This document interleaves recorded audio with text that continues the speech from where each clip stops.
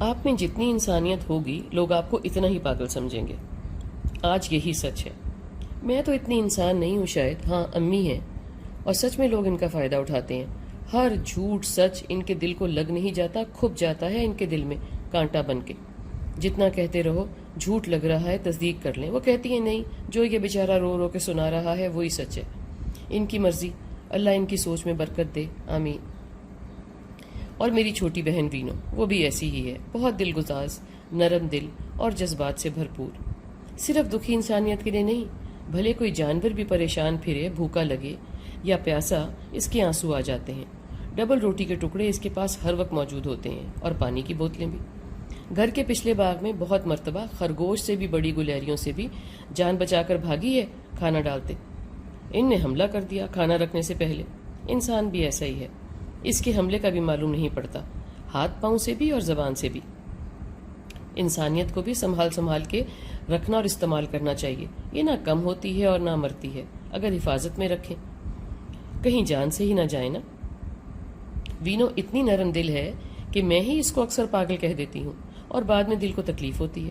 اصل میں ہم یہ بھول جاتے ہیں کہ ہر کوئی دنیا کو خود کی نظر سے ہی دیکھتا ہے اور برتتا ہے اور تنگ اور خوش ہوتا ہے. جس کے وہ بھگتاوے ہیں ہی نہیں جو آپ کے ہیں، تو وہ کیسے سمجھے؟ جس نے وہ دھوکے نہیں کھائے جو آپ نے کھائے ہیں، تو وہ کیسے سمجھے؟ ایسے ہی جس کو ویسے پیار نہیں ملا جیسے کہ آپ کو ملا ہے، تو وہ کسی پر کیسے اعتبار کرے؟ پیار کیسے سمجھے اور کیسے کرے؟ سوال تو بنتا ہے، اور بنا ہی رہے گا جب تک اس کا تجربہ اس کے گزرے تجربوں سے الگ سا نہ ہوگا. اور ایک ہی میدان میں نہیں، ہر میدان میں وہ وہی یقین بدلے گا جو تجربہ کرے گا، محسوس کرے گا، اس میں سے گزرے گا. سنی سنائی باتوں پہ تو اتنا ہی یقین کرنا چاہیے نا کہ وہاں سیل لگی ہے اور وہاں سے میں گزرا تو ٹریفک جیم تھی. مجھ سے تو بہت مرتبہ دوستوں نے، رشتہ داروں نے جھوٹے قصے بنا بنا کے لوگوں کی درد بھری داستانیں سنا کے جذبات اور مال بٹورا. خیر اللہ سونا جھوٹ کا پول تو کھول ہی دیتا ہے. میرا دل تب سے خراب ہے.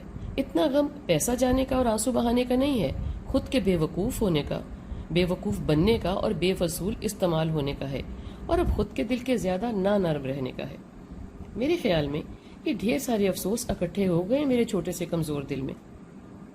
زمانہ تو ایسا ہی ہے، ماں باپ نہ رہیں تو، اور رہیں بھی تو یہ لوگ خود اور نانا نانی، دادا دادی ایسی کہانیاں گھر والوں کے لیے اور خاندان والوں کے لیے ازبر کرا دیتے ہیں، جو دل و دماغ میں ایسے گھر کر لیتی ہیں کہ تجربہ اس کے بالکل برعکس ہو بھی تو دل ٹھہرتے ہی ٹھہرتا ہے. بھلا کیوں اور کیسے؟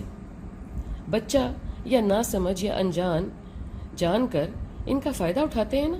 بچہ ہی انسانیت کی شفاف مثال ہے. اس سے یہ بالکل ظاہر نہیں ہوتا کہ ماں باپ پر اعتماد نہ کرو یا بڑوں کی بات پر دھیان نہ دو.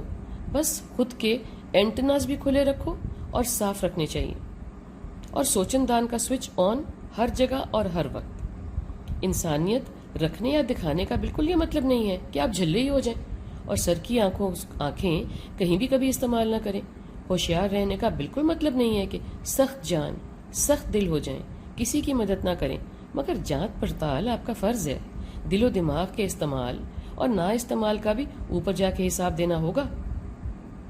پیسہ، جذبات، محبت، نظر، تعلیم، وسائل اور جذبہ، جو بھی، جیسے بھی اور جہاں بھی آپ کے پاس زیادہ ہے، کم ہے یا بہت کم ہے یا نہیں ہے، جتنا ہے، جیسا ہے، اس کا ہی حساب ہوگا اور خوب ہوگا.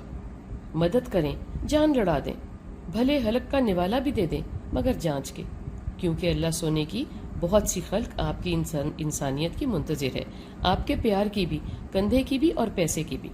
ایسے نہ ہو کہ آپ کی مسکراہٹیں ایسے ہی خرچ ہو جائیں. کسی بھی دن کوئی نامعلوم دھکا آپ کو منحرف کر دے، آپ دینے سے دل اٹھا لیں اور سینکڑوں منتظر اور محروم ہی رہ جائیں. استغفر اللہ.